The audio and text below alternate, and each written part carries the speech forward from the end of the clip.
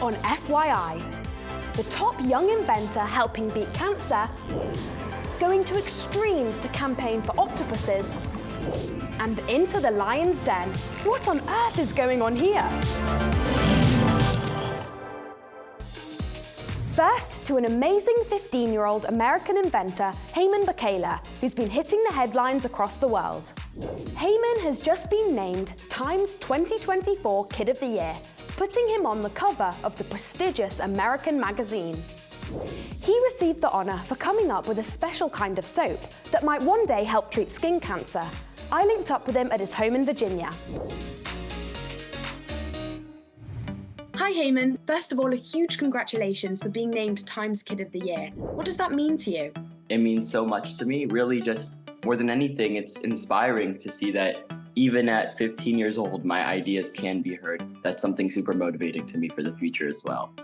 Heman was born in the African country of Ethiopia, but at the age of 4, he and his family moved to the United States seeking better opportunities. He says that the memories of living in Ethiopia are what inspired him to create the special soap. Growing up in Ethiopia, I saw so many people that were working really long hours under the hot sun. When I came to America, I started to learn more about the dangers of UV radiation. I realized that skin cancer is prevalent and something that needs a more affordable and accessible alternative to the really pricey modern-day skin cancer treatment. Why did you want to make a soap? We already have things like sun cream. Soap is that one thing that I think personally almost everybody knows how to use and trusts. I also hope to, by 2028, make accessible skin cancer treatment to really as many people as possible.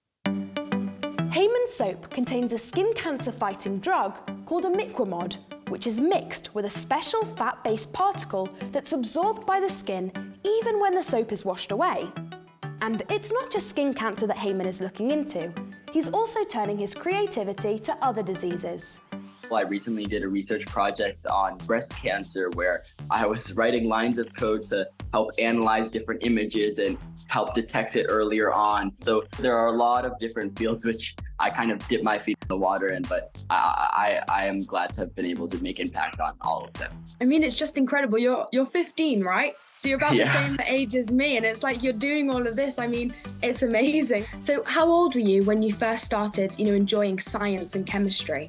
I've had a passion for science since before I can remember, tinkering with whatever I could get my hands on. But I really do appreciate that initial curiosity for kind of growing into my curiosity today into the labs. So what advice would you give to other young people who might want to, do something like you do? I guess for anybody that has an idea but doesn't really know how to pursue it, just take that shot in the dark. It 100% will be worth it. Innovation is a powerful thing. Just stay creative, stay hardworking, and anything is possible. And we need to continue to create new things in this field. So. Despite his super busy science schedule, Heman also finds time to fit in a lot of other hobbies. I really enjoy playing different instruments for my school's marching band. I play chess, I read a lot, and I do a couple of clubs within my school like Science Olympiad, Model UN. So I try to keep myself busy for sure. So when you're not doing all of this stuff, you do have a normal life. Of course. Thank you so much for speaking to me, Heman, and answering all my questions. Thank you so much for having me. What an inspiring guy. Now, what do you make of this next story, which gives a whole new meaning to the phrase snail mail? We saw a report claiming that a post box in the countryside had to be taped up and disused as snails had got inside and were apparently eating the mail. But is this fake news or fact? Keep watching and we'll keep you posted. The Paralympic Games is now well underway in Paris, bringing together over 4,000 top para-athletes from all over the world. Just before the Games, a curtain raiser was held in Berkshire. The Superhero Tri aims to give children the opportunity to experience part of a Paralympic triathlon, whatever their level of ability. And Maya was there too. Paris is laying on an amazing summer of sport, with first the Olympics and now the Paralympics, showing us the most incredible examples of what human beings can achieve if they put in a vast amount of training and dedication. But sport isn't just for the best athletes in the world.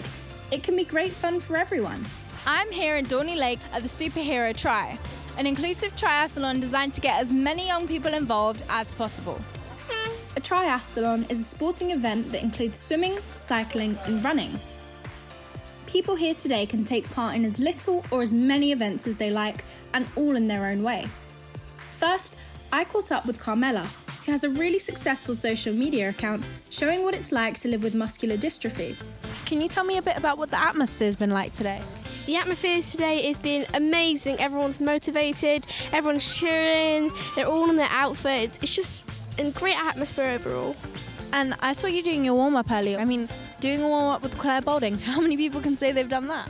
It felt amazing to be with Claire Balding, but also up on a stage in front of everybody, warming them up, getting ready for the swim, cycle, run. It just felt really good. Do you think there's enough events like this to support disabled people? No, there's definitely not enough events, because disabled people, sometimes if they want to do a sport like cycling, people just reject them because they think they can't do it. There's always a way or some mechanic to help them and, make them achieve their dreams. The next person I met has a very special reason for taking part today. Henry's brother Toby sadly died this year. Henry's here today to honour his memory. He had this condition called ALD, which basically affects his brain and means that he wasn't going to live too long, but he had a fit at school, so that sent him to a hospice. 5 weeks later, he died. I'm really sorry to hear that. What's it like today here running in his honour? I mean, it just feels amazing to be able to do something for him that I'm going to remember forever, and everyone just gets to have fun and forget their troubles. The brains behind the whole Superhero Tri event is Paralympian Sophia Warner, who reached the sprint finals at the London 2012 Paralympics. So what inspired you to put on the event? So I have a disability myself, and I've taken part in so many mass participation events, and I always get beaten by people dressed as bananas and stuff, and I just thought, why not create an event that's a level playing field for everyone who's got a disability to come and do sport for fun. With the energy and determination I've seen here today, there is no way some of these guys won't be on our screens as Paralympians of the future.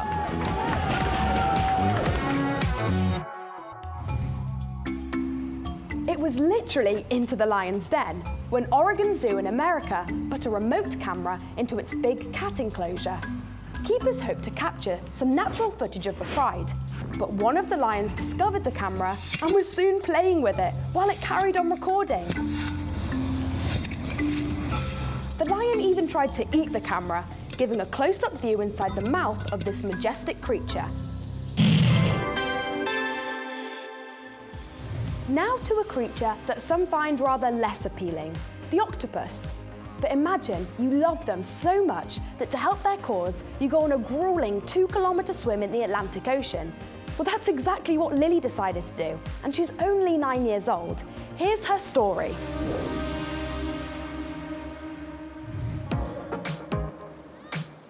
I'm really excited. The conditions are great. I'm a tiny bit nervous, but I'm really looking forward to it. Lily is preparing for the swim of a lifetime. 2 kilometres in the Atlantic Ocean off the coast of Portugal. That's like swimming 80 lengths of your local swimming pool without stopping. And it's all because she loves octopuses. They're my favorite animal. Octopuses have some super cool abilities. For example, they can camouflage themselves and they have 9 brains and 3 hearts. I was researching about the octopus because we had to do this task in school, and when I was researching, it told me about the farm in the Canary Islands. Each year, more and more octopuses are being caught for people to eat. They're currently fished in the wild using pots, lines and traps. But there are plans to open the world's first octopus farm in one of Spain's Canary Islands, rearing around 1 million octopuses every year. Octopuses like hanging out alone, so being stuck in a tank with other octopuses might make them aggressive, poorly, and can even result in them eating each other. So I don't think factory farming them is right. If plans are approved, farmed octopus could hit the market within the next couple of years. Lily doesn't want that. She hopes that her swim will raise awareness and money to help campaign against the farming of octopuses worldwide. I trained around 3 months. The training was hard work because in the ocean, it's not as controlled as the pool, and sometimes you can't see the floor, and there's waves and currents and tides, and there's a lot of things to think about. After so much preparation, it's the day of Lily's big swim.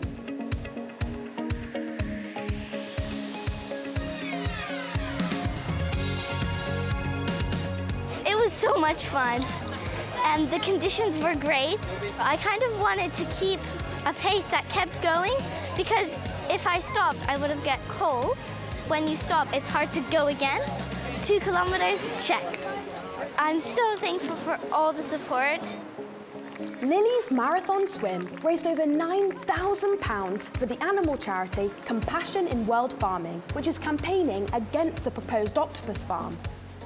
I'm feeling a bit tired, but it went really well. I just pushed, and I did it for all the little octopuses. The farm company concerned, Nueva Pescanova, say that as wild octopus numbers are falling sharply, their plans will increase future octopus populations, and that best practices will be adopted in their farming. The project has now been delayed by the Canary Islands government to allow for more studies into the impact on octopuses and the environment. I just hope we can stop octopus farming around the world before it even starts. Congratulations to Lily for her extreme dedication. And remember, if you want to report on a story that matters to you, get in touch on our website at first.news/FYI. Now, what did you make of the story that a post box was closed because snails were eating the mail? Well, it's fact. The post box in Northumberland was taped up in July with a notice on it saying "Not in use, snails eating mail." And I thought snails only ate lettuce, not letters. Well, that's about it for this week. But if, as no less than William Shakespeare said, you're one of those about to creep like a snail unwillingly back to school in the coming days, possibly nervous about a new school, we'll have some advice for you in next week's show. Till then, bye!